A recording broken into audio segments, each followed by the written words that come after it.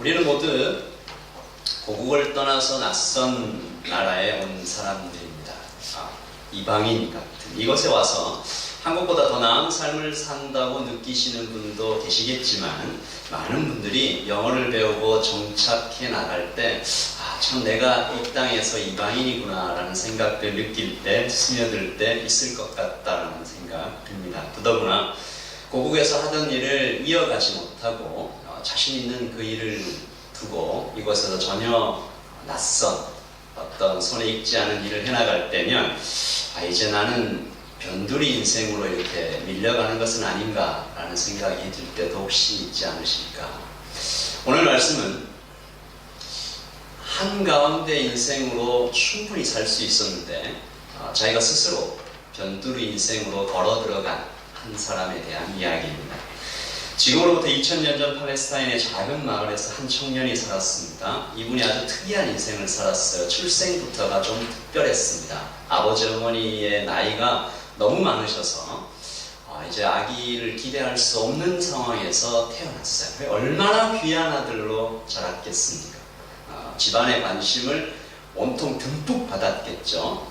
집안 형편도 그렇게 나쁘지 않아서 그의 어린 시절은 아마도 큰 어려움 없이 자랐을 것입니다. 그러다가 어느 날, 그 청년의 나이가 되던 어느 날 갑자기 돌연 모든 것을 버리고 변두리 광야로 들어가 버립니다.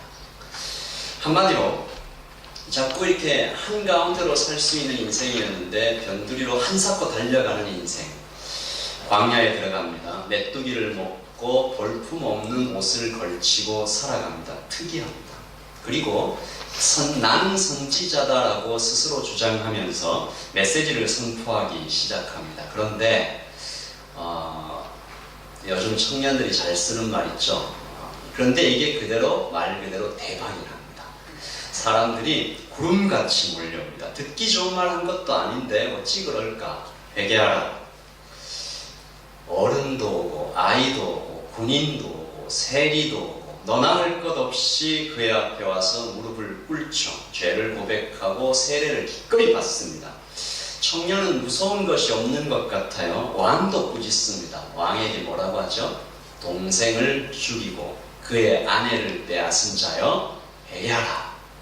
당시에 왕에게 이런 말을 하는 것이 얼마나 위험한 일이었을까요? 그런 말을 자신 있게 확 내뱉었더니 어떻게 됩니까? 사람들이 더 많이 몰려옵니다. 야, 속이 다 시원하다. 귀족도 관리도 무서워하지 않는 하나님의 사람이 왔다. 독사의 자식들아라고 막 호통을 치시는데 내가 속이 다 시원하다. 사람들이 그렇게 계속 모이니까 영향력이 점점점 커지고 이제는 왕도 청년을 함부로 할 수 없는 정도의 위치에까지 올라버렸습니다. 영향력이 막강해졌어요. 다시 말해 한가운데에 다시 서게 됐습니다. 그가 애초에 버리려고 했던 관심과 영향력이 무엇보다 많은 사람들이 다시 그에게로 찾아와 그를 한가운데에 세웠습니다. 그랬더니 이 청년이 그 한가운데의 삶을 즐기기보다는 다시 변두리로 달려갑니다. 바리새인들이 와서 묻습니다. 내가 그리스도냐? 우리가 그토록 기다리던 그리스도가 너냐? 청년이 뭐라고 대답했을까요? 청년은 지금 그 바리새인들의 무릎 앞에 한마디만 하면 됩니다. 그래, 내가 바로 당신들이 찾던 그 사람이다. 아니요, 말 안 해도 됩니다. 침묵만 해도 됩니다. 그러면 사람들이 알아서 그를 한가운데로 세워줄 것입니다. 손에 쥐었던 눈앞에 펼쳐진 모든 것을 자기 것으로 만들 수 있습니다. 그러나 청년은 그 모든 것에 애초에 정말 관심이 없었던 듯 그 알뜰한 유혹을 고개 흔들어 물리치고 대답합니다. 또 말하되 누구냐? 우리를 보낸 이들에게 대답하게 하라. 너는 내게 대하여 무엇이라 하느냐? 같이 한번 읽어볼까요? 시작. 이르되 나는 선지자 이사야의 말과 같이 주의 길을 곧게 하라고 광야에서 외치는 자의 소리다. 소리다. 나는 소리다. 무슨 말입니까? 소리는 의지가 없어요.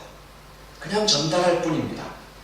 청년이 또 말합니다. 요한이 대답하되 나는 물로 세례를 베풀거니와 너희 가운데 너희가 알지 못하는 한 사람이 섰으니 같이 읽어보죠. 곧 내 뒤에 오시는 그이라. 나는 그의 신발끈을 풀기도 감당하지 못하겠노라 하더라. 나는 아니다. 나는 그리스도가 아니야. 나는 그저 소리야. 나는 어떤 분이 오시기를 기다리는 사람인데 그분 앞에 서면 나는 그분의 신발끈을 풀기도 감당할 수 없는 초라한 사람이야. 별 볼 일 없는 사람이야. 청년은 지금 온 힘을 다해 자신에게 쏟아지고 있는 기대와 인기를 거절하고 변두리로 또 변두리로 또 변두리로 갑니다. 그리고 마침내 그 청년이 계속 입버릇처럼 얘기했던 그날이 마침내 옵니다. 역사적인 장면이죠. 예수님께서 그 청년에게 다가오시고 청년은 하나님에게 세례를 줍니다. 하늘이 열리고 이 장면을 성경은 이렇게 표현하고 있습니다. 예수님께서 세례를 받으시고 물 밖으로 나오시자 하늘이 열렸습니다. 예수님께서는 하나님의 성령이 비둘기처럼 자기에게 내려오는 것을 보셨습니다. 같이 읽어보죠. 그때 아직 안 나왔나요? 네, 제가 읽겠습니다. 그때 하늘로부터 이는 내 사랑하는 아들이며 내가 기뻐하는 아들이다 라는 소리가 들려왔습니다. 온 회중 앞에서 그가 정말 역사적인 장면의 중심에 서게 된 거죠. 그러므로 다시 한번 한가운데 세워진 것처럼 보이는 그때에 아무도 예상하지 못했던 일이 벌어집니다. 청년이 갑자기 스스로 자신의 인생을 정리하기 시작합니다. 이제 곧 먼 길을 떠나는 사람처럼 제자들의 등을 떠다밀고 너희는 나를 떠나 그를 따르라.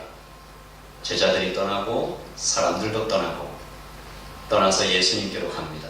손에 움켜진 백사장의 모래가 썰물에 훅 하고 빠져나가듯이 그에게 왔던 인생, 그 성공, 그의 이름, 영향력이 소멸을 배워갑니다. 한 남자의 인생 30년이 아무 소용없이 사라져버리는 것 같은 순간, 여러분 한사코 변두리로 가려고 애쓰는 것처럼 보였던 그의 끝이 어떻게 되었죠? 그는 결국 왕의 명령에 목이 잘려서 감옥에서 쓸쓸하게 죽음을 당하게 됩니다. 허무하다는 말도 할 수 없을 만큼 안타까워 보입니다. 아무것도 이루어 놓은 것 없는 인생입니다. 그는 결혼도 하지 않았고 모아놓은 재산도 없고 이제는 따르는 사람도 없고 책 한 줄 써놓은 것도 없었습니다. 그 청년의 이름은 존 더 베프티스트, 광야의 선지자라고 불렸던 세례 요한입니다. 여러분, 세례 요한을 어릴 때부터 지켜보았던 참 이분 참 괜찮다, 이 청년 참 좋은 분이다라고 생각했던 그의 주변의 지인들, 그 세례 요한의 삶을 보고 뭐라고 말했을까요? 예수님 입버릇처럼 외치더니 정신이 좀 이상해졌나? 폐가 망신했네. 인생이 완전히 망했네. 요즘 그 청년들 말로 what a waste. 이 얼마나 쓸모없는. 그리고 어떤 이는 아마도 하나님께 대하여 분통을 터뜨리지 않았을까? 하나님 이건 좀 너무하시지 않습니까? 하나님 한 분 믿고 다 버리고 광야로 들어간 사람에게 어떻게 이러실 수가 있습니까? 세례 요한이 무엇을 잘못했습니까? 그의 삶을 한번 들여다보십시오. 뭘 잘못했습니까? 세례가. 여러분, 이런 얘기를 듣다 보시면 어디선가 좀 이런 얘기 한번 나도 주변에서 들어본 것 같은, 예수 믿으면 뭐가 좋은데, 예수 믿으면 뭐가 좋은지 나한테 좀 말 좀 해봐라. 돈이 생기냐 밥이 생기냐. 예수님 믿지 말고 내 주먹을 믿어라. 그런 얘기 혹시 들어보신 분 계신지요? 그리고 실제로 여러분의 생각은 어떠신지요? 예수님을 믿고 여러분의 삶이 한 정치인의 말처럼 예수님 믿고 살림살이는 좀 좋아지셨습니까?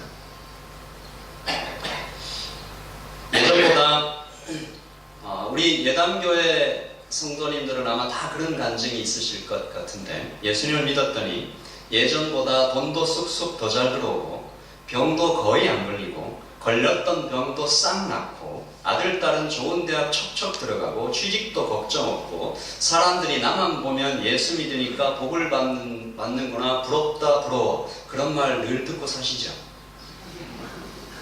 뭐 이 정도는 늘 듣고 사는 말. 여러분, 저도 그랬으면 좋겠습니다. 여러분 다 잘 되셨으면 좋겠습니다. 지나가다가, 걸어가다가, 차를 타고 가다가 한인 식당들 장사 잘 되는 것만 보아도 마음이 따뜻합니다. 제 마음이 너무 좋은데, 여러분이 새벽마다 얼마나, 성도님들이 얼마나 주님 앞에서 나의 형편을, 하나님 나의 기도 제목을 들어주십시오 눈물로 기도하는지 조금은 알고 있습니다. 오늘도 우리 성도님들 안전하고 행복한 하루 되게 해주세요. 그 기도를 새벽마다 빠뜨린 적이 없습니다. 그리고 참 안타까운 것은 목사가 좀 능력이 있어서 우리 성도들 잘되게 해달라고 기도하면 척척 좀 응답되고, 아프신 분들 찾아가서 손을 얹고 기도하면 이런 병 저런 병 좀 쉽게 낫고, 그러면 정말 좋겠다고 생각합니다. 그런데 우리 인생이 그렇지가 않습니다. 광야 같은 인생으로 나타납니다. 초라해 보일 때가 참 많습니다. 이민자들의 가정이 꽤나 팍팍합니다.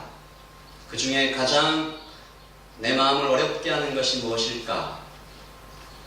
특별히 남자 성도님들을 좀 만나서 이야기를 들여다보면 잊혀지는 것에 대한 두려움이 좀 있으신 것 같았습니다. 변두리로 자꾸만 밀려가는 것 같은 느낌. 우리는 어떻게 해야 될까요? 저는 오늘 여러분들과 함께 한사코 변두리로 달려가기 원했던 세례 요한의 삶이 왜 그런 삶을 살았는지, 그리고 그 삶을 성경은 무엇이라고 표현하고 있는지, 그리고 그렇게 살 수 있었던 이유는 무엇인지, 왜 그렇게 살았는지, 2018년에 팍팍한 삶을 살고 있는 뉴질랜드 이민자의 삶, 특별히 우리에게 들려주시는 하나님의 위로를 하나님 말씀을 통해서 좀 만나보고자 하는 것입니다. 첫 번째입니다. 같이 한번 읽어보시죠. 시작. 변두리 인생이라도 위대할 수 있다. 여러분, 첫 번째 질문을 드려봅니다. 세례 요한은 왜 그런 삶을 살았을까요? 바보 같은 삶. 그의 인생에 찾아온 그 많은 성공의 기회와 사람들의 기대를 다 거절하고 변두리로 스스로 찾아 들어간 이유는 뭘까요? 한가운데에서 가장자리로 추락해버리는 것 같은 인생으로 스스로 걸어 들어간 이유가 뭘까요? 오늘 말씀에 그 이유가 나타납니다. 이유는 하나입니다. 기쁨. 그는 기뻐했습니다. 이런 표현 써서 좀 죄송합니다만 그는 정말 미친 듯이 기뻐했습니다. 3장 29절입니다. 같이 읽어보죠. 신부를 취하는 자는 신랑이나 서서 신랑의 음성을 듣는 친구가 크게 기뻐하나니 나는 이러한 기쁨으로 충만하였노라. 나는 지금 기쁘다. 크게 기쁘다. 충만하다. 다른 번역에서는 이제 내 기쁨이 완성되었다. Perfect. 그러니까 다시 말해, 그의 삶을 바깥에서 보면, 곁에서 보면 이 사람의 삶이 더 이상 불쌍할 수가 없는 거예요. 아이고, 너무 불쌍해. 이렇게 비참할 수가 있나? 이렇게 초라할 수 있나? 그런데 정작 본인은 그의 심령 깊은 곳에서, 내면에서 기쁨이 솟아올라서 어쩔 줄 모르겠다. 이 굉장히 역설적인 아이러니한 삶, 이것이 세례 요한처럼 하나님을 만난 모든 그리스도인들의 삶에 나타나는 신비입니다. 복음서에 이런 이야기가 나옵니다. 한 사람이 빌린 밭이겠죠. 자기 땅도 아니에요. 그 밭을 갈다 보니까 뭘 발견합니까? 보물상자를 하나 발견해요. 그 사람이 어떻게 했습니까? 즉시 보물상자를 덮어두고 집에 가서 자기가 가지고 있는 모든 것을 다 팔아 그 밭을 삽니다. 그 남자는 쓸모없는 밭을 터무니없는 가격으로 산 바보라고 주변 사람들의 책망을, 비난을, 저 바보 같은 놈.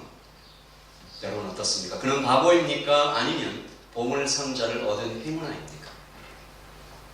예수님을 만난 사람들이 하는 고백에 바로 이러한 신비가 담겨져 있습니다. 사도 바울도 그랬습니다. 세례 요한에게도 그랬습니다. 요단 강가에서 예수 그리스도, 살아계신 하나님의 아들께서 그를 찾아오셨을 때 하나님께서 사람을 찾아오신다는 것이 어떤 의미인지 깨달았던 그는 보물을 발견한 것처럼 기뻐했습니다. 보물을 발견한 사람이 어떻게 해야 된다고요? 가지고 있는 모든 것을 다 팔아 그것을 사는 것입니다. 얼른! 빨리! 내게 있는 모든 것을 대가로 드리고 거기 있는 보물을 발견했기 때문에 누구나 다 예수 그리스도를 만난 분들이 이런 고백을 하게 되는 것입니다. 이것이 세상 사람들은 결코 알 수 없는 그리스도인들의 삶의 신비입니다. 바울은 이 삶을 가리켜 고린도 후서 6장에서 유명한 고백을 남깁니다. 우리 예당교회 성도님들, 여기 계신 우리 청년 여러분들께서도 다 똑같이 이 말씀이 바로 내 고백입니다. 이 말씀이 딱 내 생각입니다. 제 마음이 딱 그렇습니다. 그런 마음을 가지고 한번 읽어보겠습니다. 시작. 무명한 자 같으나 유명한 자요, 죽은 자 같으나 보라 우리가 살아있고, 징계를 받는 자 같으나 죽임을 당하지 아니하고, 근심하는 자 같으나 항상 기뻐하고, 가난한 자 같으나 많은 사람을 부유하게 하고, 아무것도 없는 자 같으나 모든 것을 가진 자다. 아멘. 아멘입니까? 우리 옆에 있는 분들한테 한번 축복하시는데요. 당신은 아무것도 없는 자 같으나 모든 것을 가진 분이십니다 하는데, 앞에다가 너무 액센트를 주시면 기분 나빠하실 수 있으니까 뒤쪽에다가 액센트를 다 같이 한번 옆에 분에게, 당신은 시작, 당신은 아무것도 없는 사람 같으나 모든 것을 가진 분입니다. 아멘이십니까? 우리는 그런 사람들입니다. 그러므로 성경은 그리스도인들을 가르쳐 세상이 감당치 못할 사람이다 라는 별명을 지어 주었습니다. 1930년 프로펠러 하나 달린 조그만 비행기를 타고 대서양을 처음 횡단한 영웅이 있습니다. 린드버그라는 사람이죠. 제가 왜 그 사람의 이름에 영웅이라는 칭호를 붙였냐면, 그때 사람들이 그를 그만큼 높이 대우했습니다. 많은 사람들이 이 일에 도전했다가 생명을 잃었으나 린드버그는 30몇 시간 동안 대서양을 한 번에 횡단했는데 얼마나 열정적인 환영을 받았냐면요, 1930년대입니다 여러분. 뉴욕에서 환영 퍼레이드가 열렸는데 400만 명이 나옵니다. 린드버그를 찬양하는 시가 쓰여지는데 5,000편이 쏟아집니다. 노래가 250곡이 작곡이 되고요. 파리를 방문했었는데 수십만 명의 인파가 몰리니까 사업하는 사람들이 무슨 생각을 했겠어요? 야, 이분을 광고 모델로 쓰면, 이런 생각을 했겠죠. 그 당시에 굉장히 돈이 많은, 전 세계적인 유통망을 갖고 있는 어마어마한 재벌이신 한 담배 회사 사장님이 린드버그를 찾아갑니다. 린드버그가 크리스찬이라는 것을 알았기 때문에 그는 굉장히 유혹적인 제안을 하게 되죠. 담배 한 개피를 린드버그에게 주면서, 선생님, 이것을 꼭 입에 안 갖다 대셔도 됩니다. 안 피우셔도 됩니다. 그냥 손에다가 잡고 포즈 한 번만 취해 주십시오. 사진 한 장 찍으시면 5만 불 드리겠습니다. 지금으로부터 반세기 전에 5만 불이면, 제가 5만 불에 얘기하니까 여러분 표정이 하나도 안 변해요. 그 정도야. 그때 1달러가 지금의 8,000달러 가치가 있다고. 조금 놀라시네요. 그런데 그 말을 듣고 린드버그가 오래 고민하지도 않고 얼굴 표정을 딱 바꾼 다음에 이렇게 얘기했습니다. 안 됩니다, 선생님. 저는 세례받은 교인입니다. 안 됩니다, 선생님. 저는 세례받은 교인입니다. 제가 이 사진을 찍어 청소년들에게 미칠 영향을 생각하면 저는 차마. 사랑하는 성도 여러분, 린드버그가 왜 그렇게 말할 수 있었을까요? 5만 불이 아깝지 않았을까요? 그는 바보인가요? 아닙니다. 그는 더 좋은 것을 선택한 것입니다. 그는 더 좋은 것을 선택한 것입니다. 그는 그 눈이 있었던 것이죠. 우리는 어쩌면 세상이 부러워할 만큼 성공하지 못할 수도 있을 것입니다. 그러나 우리는 성공보다 더 좋은 것을 선물 받은 것입니다. 그래서 우리는 현명한 것이죠. 생명, 영원, 더 좋은 것. 혹자는 묻습니다. 그게 무슨 소용이냐? 지금 우리의 삶이 팍팍한데 생명 영원. 여러분, 그럼 우리가 다시 질문해 볼 수 있습니다. 이 땅에서 살다간 수많은 바보들의 삶 지켜보신 적이 있습니까? 그 삶이 주는 충격과 감동을 들어보신 적이 있습니까? 목이 잘리는 사형장에서도, 갑자기 자녀를 잃은 슬픔의 현장에서도 들려오는 그들의 피맺힌 고백을 들어보신 적이 있습니까? 어떻게 그들이 고통을 뒤로하고 인간의 존엄성을 지켜가는지, 평생을 기도로 살면서 고아들을 먹이며 5만 번 이상의 기도 응답을 받았던 조지 뮬러, 영국이라는 한 국가를 상대로 고독한 싸움 끝에 마침내 성공하여 노예 해방을 이끌어냈던 윌리엄 윌버포스, 한국 의료보험의 창시자이며 가난한 분들의 의사였던 장기려 박사님, 그들이 지금까지 그들의 삶을 통해서 세상을 감동시켜 오는 것입니다. 더 좋은 것을 선택한 분들입니다. 그 반대도 있습니다. 변두리에 있는 것이 스스로 초라해 보여서 한가운데로 계속 나와 사회적 존경과 돈을 쫓아갔던 사람들이 지금 여러분 늘 보시는 그 TV에 어떤 모습으로 나타나고 있는지, 여러분, 우리는 예수 그리스도께로부터 부름을 받아 세상 속으로 들어가라는 거룩한 부르심을 받은 사람들입니다. 그 부르심 앞에 세례 요한도 린드버그도 또 지금 우리도 함께 서 있는 것이죠. 한가운데가 아니라 때때로 주님이 우리를 가장자리로 부르시는 것 같아도, 변두리로 부르시는 것 같아도, 그곳이 주님이 인도하신 것이라면 그곳에서 우리가 더욱 진하게 주님을 만날 수 있기에 그곳이 더 좋은 곳이다 라고 얘기하고 걸어 들어가는 사람들입니다. 내 이름은 점점 사라져가도 주님의 이름이 빛을 발할 때 그것 때문에 기뻐할 줄 아는 역설적인 인생을 살아가는 사람들, 내 이름이 점점 사라져갈수록 하나님의 이름이 높아지니까 나는 더욱 기쁘다. 오직 예수 나의 왕, 나의 하나님을 바라보는 사람이 얻게 되는 영광을 우리는 소망하게 되는 것이죠.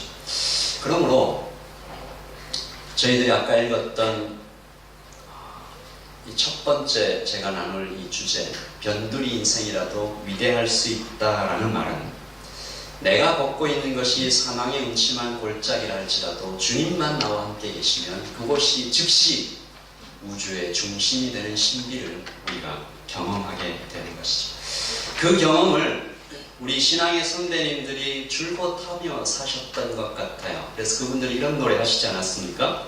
주의 얼굴 뵙기 전에 멀리 뵈던 하늘나라였는데 내 마음속에 이루어지니 날로 날로 가깝도다. 높은 산이 거친 들이 초막이나 궁궐이나 내 주 예수 노신 곳이 그 어디나 하늘나라. 우리 같이 한번 찬양할까요?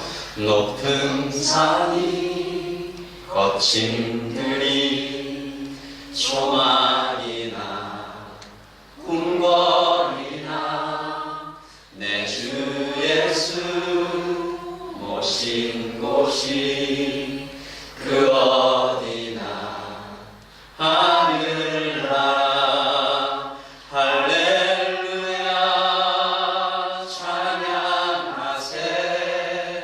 내 모든 죄 사함받고 주 예수와 동행하니 그 어디나 하늘나라.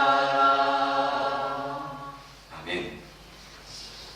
그 신비를 아는 사람은 높은 산에 있을 때도, 때로는 거친 들에 있을 때도, 초막에 거할 때도, 하나님께서도 기회 주셔서 궁궐에 갈 때라도 변함없이 그 기쁨을 유지해 가는 것이죠. 여러분 빌립보서를 아시지 않습니까? 사도 바울이 끊임없이 기뻐하라, 기뻐하라, 내가 다시 말하노니 기뻐하라. 여러분 이 말이 성경에 기록되어 있다는 것을 한번 생각해 보십시오. 기뻐하지 않으면서, 우리 부모님들이 그러실 때 있잖아요. 본인은 TV 보시면서 아이들에게 너는 공부해라 이런 게 아니고, 우리 사도 바울이 기뻐하라, 기뻐하라, 내가 다시 말하노니 기뻐하라 라고 얘기했을 때 그의 마음이 기뻤을까요? 안 기뻤을까요? 그의 마음이 크게 기뻐했다는 것이 어디에 있을 때요? 감옥에 있을 때. 한 분 예수님을 바라보았기 때문에 그의 인생이 위대할 수 있었던 것처럼 세례 요한의 삶도 그랬던 것처럼 우리도 한 분 예수님을 바라볼 때 우리의 인생은 위대할 수 있다. 성경은 특별히 주 예수 그리스도께서 세례 요한의 삶을 바라보시면서 이렇게 말씀하셨습니다. 누가복음 7장 28절입니다. 같이 읽어보죠. 내가 너희에게 말하노니 여자가 낳은 자 중에 요한보다 큰 자가 없도다. 아멘. 위대하다. 오늘 이후로 그 누구도 우리 안에 있는 진짜 생명, 진짜 기쁨을 빼앗지 못하도록 우리 모두 세례 요한처럼 위대한 인생을 살아갈 수 있도록 주께서 우리에게 은혜 주시기를 예수 그리스도의 이름으로 축복합니다. 아멘. 둘째, 같이 읽어보죠. 시작. 버티며 살아가는 인생이라고 찬양할 수 있다. 어떤 사람들은 말합니다. 세례 요한이니까 가능한 것이죠. 린드버그니까 가능한 것이죠. 그의 인생에 한 점 오점 없이 그렇게 살았던 특별한 사람들만, 우리 같은 보통 사람들은 그저 하루하루 버티며 살아가는 것인데 언뜻 들어보면 좀 일리가 있습니다. 그러나 과연 그럴까요? 물론 세례 요한은 분명 영웅적인 인물이며 위대하지만, 그러나 놀라운 사실은 여기 계신 우리 모두가 세례 요한 못지않게 찬란하시다는 것입니다. 성경을 많이 알고 봉사를 잘하고 직분을 맡아 수고하고 저 멀리 선교지에 가서 놀라운 사역을 하고 그런 분들 뿐만이 아니라, 잘 들으십시오, 주 예수 그리스도를 나의 하나님으로 고백한 모든 인생들은 찬란하다라고 기록하고 있습니다. 비록 그가 힘겹게 하루를 버텨가면서 눈물과 한숨으로 지내는 그런 사람이라 할지라도 그 찬란함이 빛바래지 않는다. 이것은 제 말이 아닙니다. 하나님의 말씀입니다. 누가복음 7장 28절입니다. 다시 읽겠습니다. 시작. 내가 너희에게 말하노니 여자가 낳은 자 중에 요한보다 큰 자가 없도다. 그러나 하나님의 나라에서는 극히 작은 자라도 그보다 크니라. 아멘. 이 말씀에 대해서 칼빈은 이렇게 주석했습니다. 이 구절에서 예수께서는 결코 요한의 위대함을 축소시키는 것이 아니시다. 다만 그가 비록 위대한 그 어떤 선지자보다 큰 자라 하여도 그는 이미 시작된 하나님 나라의 백성들과 비교할 때는 상대적으로 작은 자라는 것이다. 왜냐하면 그가 비록 그리스도의 선구자로서 그리스도를 직접 증거하는 등 사역면에서 구약에 속한 그 어떤 선지자들보다도 탁월하였지만 계시의 점진성에 비추어 볼 때 그는 여전히 옛 언약에 속한 옛 세대의 사람이었고 신약의 예비 단계에 있었을 뿐이기 때문이다. 반면 신약에 속한 성도들은, 우리들 얘기하죠, 세례 요한과 같이 강하고 담대한 활동을 보이지 못한다 하더라도 그리스도에게서 절정에 이른 하나님의 계시를 밝히 이해하고 있다는 점에서 세례 요한보다도 더 크다. 신약의 성도는 예수님의 십자가와 부활의 의미를 이해하며 신구약 66권으로 기록된 계시의 완성인 성경을 늘 묵상하고 성령께서 친히 성도의 가슴 속에 내주하사 영적 안목을 뜨게 해주셨기에, 여러분 그렇습니다. 우리가 바로 신약의 성도들입니다. 구약의 모든 선지자들이 꿈꾸며 기다렸던, 소망했던 성령의 시대에 우리가 살고 있는 것입니다.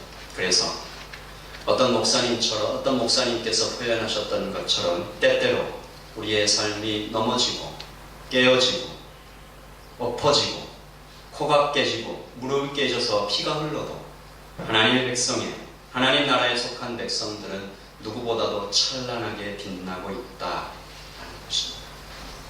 살아봐야 알게 되는 것이라는 제목의 책이 한 권 있습니다. 김관성 목사님이 쓰신 책인데, 아우들에게 길을 좀 알려주고 싶다. 책 중에 이런 대목이 있습니다. 누구에게도 누구에게나 사투일 수밖에 없는 인생살이를 버텨내고 있는 것만으로도 하나님은 우리를 격려하고 박수를 보내시는 분이다. 버텨내라는 것이다. 무엇으로도 하나님의 영광은 가려지지 않아. 그러므로 너의 무능함이 하나님의 영광을 가린다고 생각하지 마라. 우리의 모자람은 은혜와 긍휼이 부어질 조건이지 비난과 질책의 원인이 아니다. 영생의 눈으로 보자면 눈물과 한숨으로 가는 길이나 영광과 박수를 받으며 가는 길이나 아무런 차이와 차별이 없는 것이다. 이것을 확신하게 되는 은혜가 너의 삶에 충만하기를 기도한다. 저는 오늘 똑같은 이야기를 여러분과 함께 나누고 싶습니다. 언제부턴가 우리의 모자란 모습이 비교해서 다른 누군가와 다른 어떤 교회와 혹은 실패하는 모습이 하나님의 영광을 가린다고 주눅들어 있지는 않은지 우리는 조금 고민해 봅니다. 예수 믿는 사람은 이렇게 살아야만 하는데 나는 믿음이 없는 것이 아닌가 자책하며 그 자책이 회개로 이끄는 것이 아니라 아예 절망으로 아예 넘어짐으로 이끌어가는 그런 청년들 만나본 적이 있습니다. 물론 우리 안에 있는 거룩에 대한 열망이 좋은 것이지만 우리가 절대로 잊지 말아야 할 것은 실패는 끝이 아니라는 것입니다. 적어도 여전히 고민하고 있는 우리들이라면 더욱 그렇습니다. 한 목사님에게 청년이 찾아와 물었습니다. 괴롭습니다, 목사님. 저는 구원받지 못한 것 같습니다. 왜 그러냐 물었더니 저는 계속 죄를 짓습니다. 어제도 지었는데 결코 짓지 않으라고 다시 고백했는데 하루도 지나지 않아서 똑같은 죄를 다시 짓는 저를 보면서 참을 수가 없습니다. 절망적입니다. 저는 구원받지 못한 것 같습니다. 목사님이 대답합니다. 바로 그 고민이, 너의 그 눈물이, 너의 그 답답한 마음이 네가 구원받았다는 증거다. 하나님의 사람이 된다는 것은 다른 길을 선택했더라면 겪지 않아도 될 고통과 아픔과 고민의 길에 발을 들여놓는 것이다. 죄 때문에 고통받는 너의 양심 속에 하나님께서 살아 계십니다. 사랑하는 성도 여러분, 우리가 너무 영웅들에게 눌려있지는 않은지요. 야, 요셉, 야, 어떻게 이럴 수가 있을까? 다니엘, 와, 대단하다. 다윗, 와, 부럽기도 하고 놀랍기도 하고 신비롭기도 하고 나는 이렇게 요셉처럼 할 수 있을까? 닌드버그처럼 보장된 미로를 뒤로하고 부르심을 따라 광야로 세례요한처럼 들어갈 수 있을까? 펼쳐진 부귀와 영화를 모두 뒤로하며 속삭이듯 다가와 스며드는 유혹을 거절할 수 있을까? 그때 나는 아니다라고 말할 수 있을까? 생각할수록 자신이 없고 나와는 너무 거리가 먼 특별한 사람인 것 같고 심지어 내 마음 깊은 곳 어디선가 스멀스멀 내가 이때까지 경험했던 경험적 데이터에 기반한 이 한숨이 안 될 거야. 나는 해봤는데 안 되더만. 불평과 원망이 기어오르는 것을 느낄 때, 그때 바로 하나님의 사랑에 기댈 때입니다. 여러분, 버티며 살아가는 인생이라도 주께서 보시기에 찬란한 것입니다. 마지막 세 번째입니다. 같이 읽어보죠. 시작. 하나님의 사랑이 포기하지 않으신다. 제가 오늘 설교의 제목을 광야에서도 꽃이 핀다라고 정했습니다. 그렇습니다. 우리가 비록 세례 요한과 사도 바울 같이 영적인 신앙과 그 믿음을, 물론 그것이 아름답고 본받을 만한 것이지만 그렇게 살지 못하고 있을 때라도 우리는 여전히 사랑받는 자녀입니다. 그 사랑이 나를 감싸고 포기하지 않으십니다. 이사야의 말씀을 읽으면서 참 마음이 먹먹해진 적이 있습니다. 여인이 어찌 그 젖먹는 자식을 잊겠으며 자기 태에서 난 아들을 긍휼히 여기지 않겠느냐. 같이 읽어볼까요? 그들은 혹시 잊을지라도 나는 너를 잊지 아니할 것이다. 같이 읽을까요? 내가 너를 내 손바닥에 새겨놓고 너의 성벽이 항상 내 앞에 있나니. 여러분, 기능이 떨어진다고 자녀를 버리는 사람이 없습니다. 실패하며 넘어지며 그저 버텨내며 살아가는 인생도 주님이 그 이름을 손바닥에 새겨 넣었다면, 그 마음에 품어 넣었다면 하늘의 별처럼 찬란하다라는 것입니다.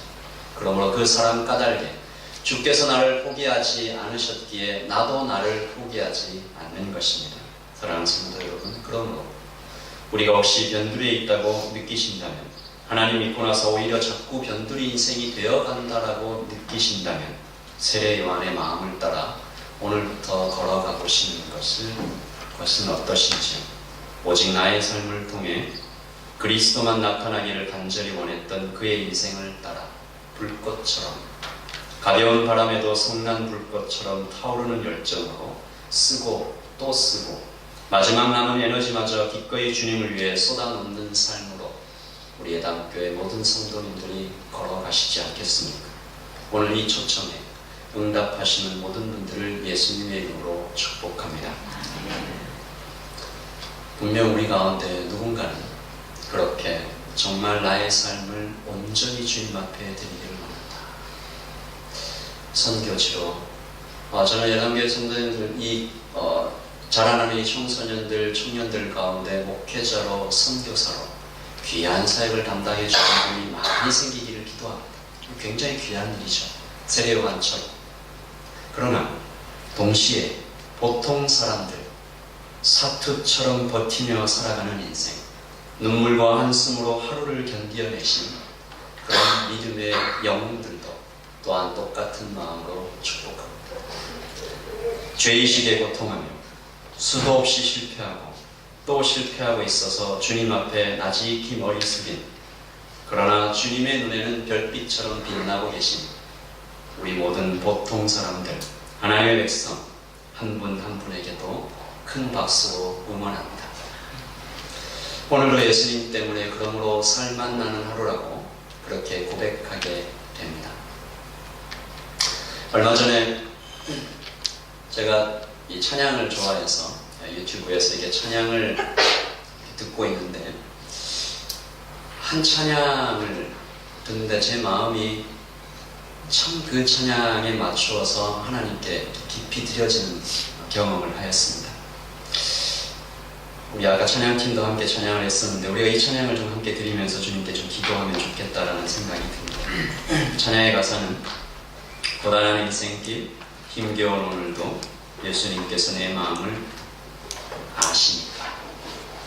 그러므로 나는 믿음의 눈을 들어서 주님을 볼 수 있었고, 이것이 길지 않으리라는 것을 주님의 눈으로 바라보아서 주어진 내 삶 속에 주님의 뜻을 알게 되면 주님과 함께 힘차게 걸어갈 수 있겠다.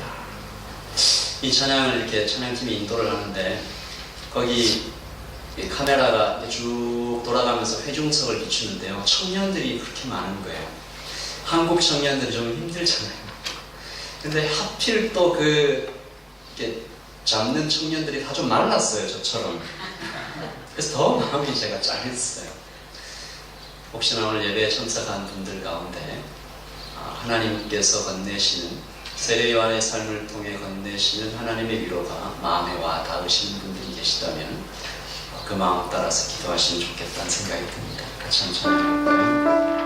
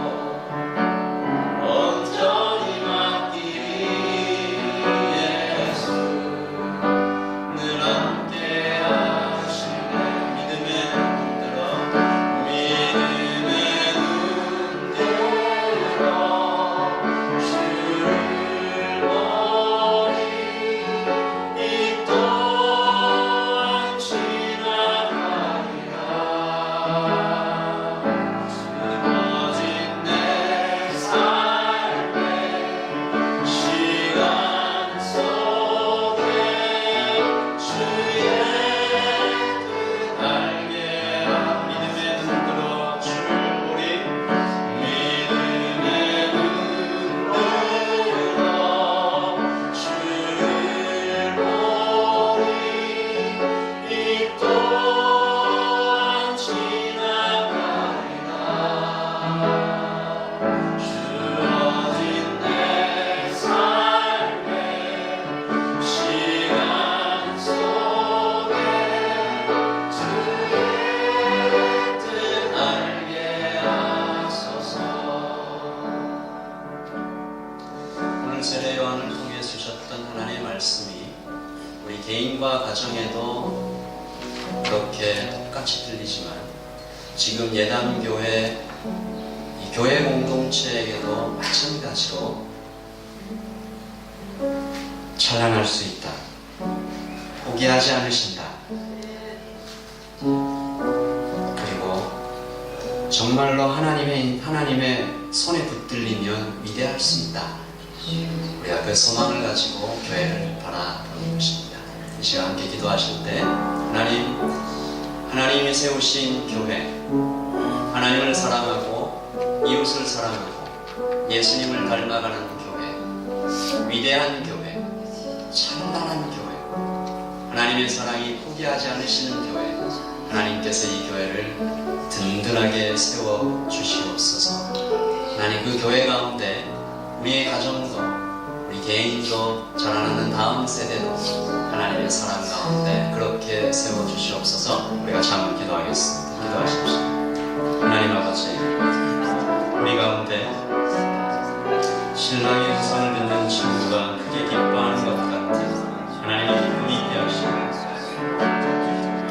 무명한 자 같으나 유명한 자, 죽는 자 같으나 돌아오기가 살아있고 징계를 당하는 자 같으나 죽임을 당하지 아니하고 근심하는 자 같으나 항상 기뻐하고 가난한 자 같으나 많은 사람을 부유하게 하고 아무것도 없는 자 같으나 모든 것을 가진 자라는 하나님의 그 선언이 우리 개인뿐만 아니라 하나님의 교회에도 함께 있을 수 있도록 주님 도와주시옵소서. 하나님 주의 얼굴 뵙기 전에는 멀리 있는 하늘나라가 같으나 내 마음속에 꺼질 때 내 마음이 하늘나라와 가까워지는 것처럼 높은 산이나 거친 길이나 주방이나 궁궐이나 내 주 예수 그리스도를 모신 것이라면 하나님 사람의 수가 적든 많든 하나님 그 교회가 위대하며 찬란한 것을 우리가 알게 하여 주셔서 아버지 하나님 주님의 사랑이 여전히 우리의 이름을 손바닥에 세웠으며 포기하지 않으시는 것을 알게 하여 주시옵소서. 아버지 하나님 우리의 이름이 점점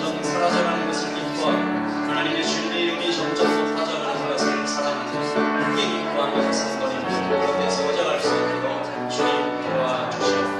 하나님 교회가 세워지면서 주께서 주신 비전 예수님을 닮아가는 교회, 하나님을 뜨겁게 사랑하고 그 앞에 순종하며 이웃을 사랑하기에 자기의 몸을 다 던질 줄 아는 교회가 되게 하여 주시옵고 아버지 주님께서 하셨던 삼중 사역 하나님 아버지의 아픈 귀신을 내어쫓고 병든 사람을 치유하며 하나님의 말씀을 전하여 영혼을 돌아오게 하는 그 사역이 하나님 교회에서 활발하게 일어날 수 있도록 예수님 닮아가는 교회로 하나님을 더욱더 든든하게 세워가 주시옵소서. 믿음의 눈 들어 주를 보니 이 또한 지나가리라. 주어진 내 삶의 시간 속에 주의 뜻 알게 하소서.